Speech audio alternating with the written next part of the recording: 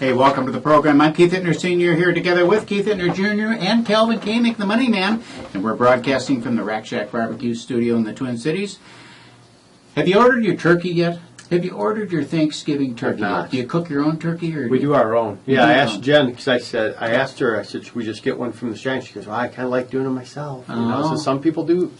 Sadly, some people want to cook themselves. I do. I cook my own turkey, too, I'm sure just because I smoke turkey, a couple times a week. So on Thanksgiving, I'm going to have a regular turkey. But they're so good. I know Jared got his last year. We got one last year, and it was, it's unbelievable. The orders are flying in.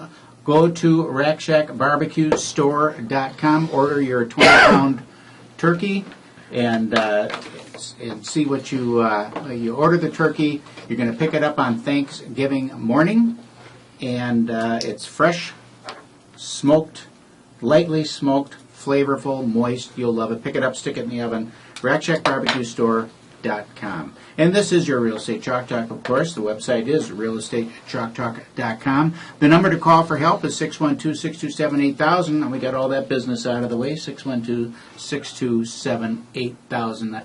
I gave our producer a little clip that I'm going to ask him to plug in and play. You ready to go with that? As soon as he's ready, go ahead and play it once. This is from August 7th. And I will bet you a steak dinner on it. I think that at the end of the day, when the election is over, Trump will have won, and he will have won by a significant margin. Huge. I'll take that. I think it'll be huge. I'll take that bet. Yep, because I think that there is a huge number of people out in the country, Secret Trump voters, who are going to vote for him. They don't want to say it out loud because they get ridiculed and all that stuff, and they're just keeping their mouth shut. And they'll walk in the voting booth and they'll pull the lever for Donald Trump. And they'll come out there, and the news media, like they have all the last year, will come out with their mouth thing and wide open, surprised, all shocked, wondering what happened. Prognosticator. So, nice. If you want to The know, Gift of Prophecy by Keith Hittner. if you have any, if you're pregnant and you want to know if it's a boy or a girl, give me a call, 612-627-8000. I can easily. He will want to lay his hands on your stomach. Exactly, and I'll Which is similar to what Trump will. What do you say, Kelvin? I mean, that was obviously directed at you. It was directed at me, and as I have said all along, it will be the happiest bill I ever pay. You know what else is fun about it is my brother, who's a lefty, and I'm not a lefty, by the way. I know.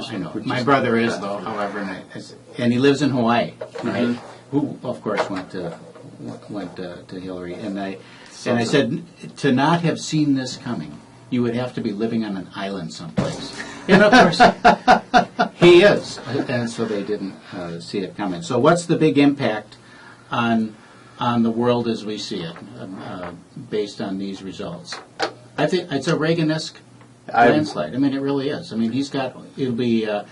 By the end of the weekend, they will have called Michigan, Arizona. They've called, so he's at 290 right now. Would you consider it a landslide? It is a landslide. If you look at it, it's over. Anytime you're over 300 electoral votes, it's a pretty big mandate. And whether you want to call it a landslide or not, I mean, she won basically 38%. If you look at the number of states, that's pretty significant. Right. And if you look at the county map, county by county, it's unbelievable, I isn't mean, it? it's like Did you see that map that's floating 80-some%. around where it just has all the red? Yeah. I mean, it's better than a Verizon. So there's a huge conversation now, of course, surrounding the Electoral College and popular vote versus. Well, of course, right? Because she got California, which is going to have a lot of population. So I think she may end up winning the popular vote, right? As it stands right now, she's ahead, but it's pretty meaningless, and our founding fathers set it up this way so that otherwise you're going to have all of these politicians there will literally campaign in California, New York. So there was a and map. Major metropolitan There's cities. a map that's out there right now as well that shows the bulk of the population around the country.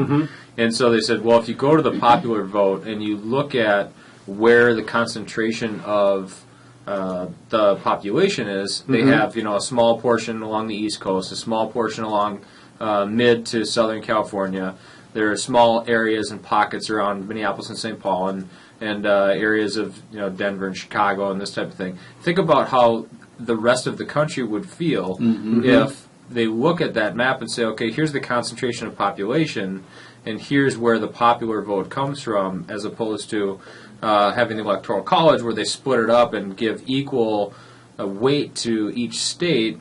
by these, this algorithm of numbers that they use, and how they would feel slighted not having their voices heard. I live in Minnesota, obviously. I feel like my voice is not heard plenty because I typically will vote conservative and for the Republican candidates. And the last time that Minnesota was red was red was, what was it? Reagan. Nixon. Mondale. I think that Minnesota was the only state that Reagan didn't get. Oh, I think you're right. Yeah, because we voted for Mondale, who was right. So Nixon was the last. Nixon was the last time that Minnesota voted for a Republican. So I mean, that's how I feel. So I get that. But I think that the Electoral College certainly has its place. Obviously, it's the way we've done it for a very long time. There's been 4 presidents, from what I understand, that lost the popular vote and won the presidency. And look at the margin. I mean, the margin of difference between the popular vote between the two candidates. I mean, we're talking a very small portion. So 337,636 votes. So very small portion of a difference, right? Right. So the whole country is like, how can this happen? How can this happen? And I understand there are a lot of people grieving, and I totally get that. I don't. But I don't. You lost. I know that I would be. I would not be like crying in my soup and burning cars if Trump wouldn't have won. But so I think that's extreme. But I get that people are upset about it, and they can be upset about it for many reasons. One, they lost. I get that. But to have this overreaction is just, it's too much for me. What's really stupid about it? Because all the people who are protesting they're protesting in blue states or blue cities or blue blue area. They're burning their own stuff. Right. How dumb is that?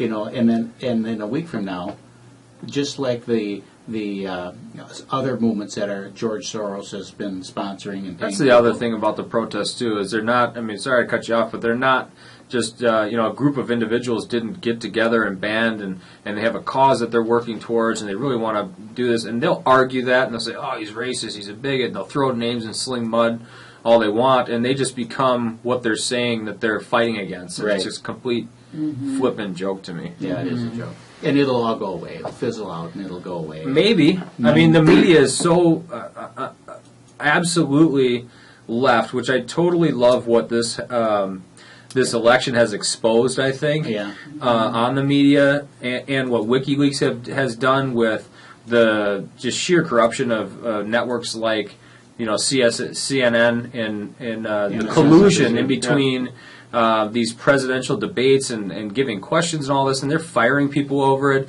I mean, this is real stuff, and what it's doing is it's shaping the viewpoint of our young people in our country. And you go to colleges and these people are protesting. They don't even know what they're protesting about. They're just screaming and tipping over garbage cans. It's and because they've had no civics class, they have no idea about how the country, the government is structured. Right. Yeah, right. Another map I've seen is one of millennials and what they've voted, and the whole country is basically blue, right? Mm-hmm. Well, do you get basically red? You mean. Do you get smarter? Red, do you get more well-rounded? It's blue, basically blue. The millennials vote blue. Oh, the millennials, yeah. Yeah. Okay. So, do you get smarter? Are you more educated? Are you more well-rounded? Do you have more of a worldly view? And are you more compassionate and all these things as you age, right? So young people, I mean, they don't get it. I'm not old. I'm 37 years old, right? But there's a segment of our society that they're not there yet. So long as our population stays and we're fighting for what's good and what's right in this country, and we can change some of these ideals that our education system is putting on people, the media is putting on people, then they'll get there. They'll get there, that's right. You listen to my daughters, your sisters, and talk to them, and a lot of other of the left side of the fence, so to speak. And if you actually start talking about issues, their arguments are so thin. And then when you start getting down into the issues, they don't have any idea. Mm-hmm. They can't even have a conversation about it because their whole thing is all based on emotion. Mm-hmm. I thought it's pretty interesting too when you look at what Trump won over what Romney won. Mm-hmm. He wins Wisconsin, he wins Pennsylvania, Iowa, Florida, and Ohio, all states that Romney lost, and even the establishment. I'd love to interview Romney right now. So we have House. So we have House. We being the conservatives and Republicans have House, Senate, in the presidency in January. We're excited for that. And apparently Minnesota did pretty well, Minnesota, too. So House and Senate. we're going to head out to break here. That's probably it. We've done enough gloating, I think. 612-627-8000. That's 612-627-8000. This is your Real Estate Chalk Talk. Sorry if we offended anybody with our conservative views. 612-627-8000. We'll be right back.